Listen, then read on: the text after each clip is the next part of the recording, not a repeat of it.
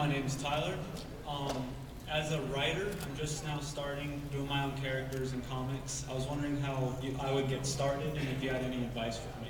I managed to hear that. I don't know.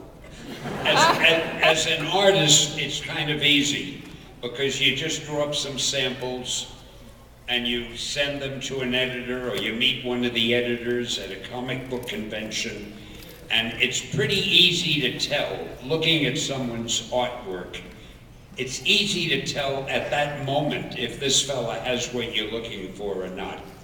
As a writer, if you show somebody some pages that are typed, it just looks like type. And nobody really has the time or the patience at a convention to sit and read a script. Very few editors will take a script home to read it.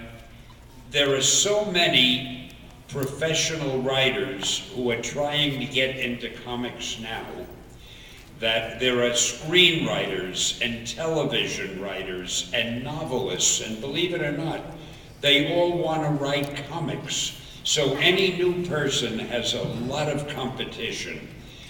The only thing I would suggest, and I know it probably isn't what you want to hear, but I'm trying to level with you, if you could sell a book or a play or something to somebody else and get it published or get it shown on a screen or on a stage, then you become a professional.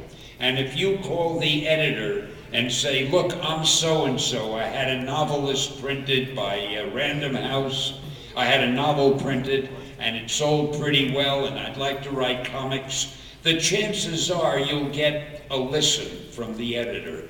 But if you're just a new guy, I don't even know what to tell you.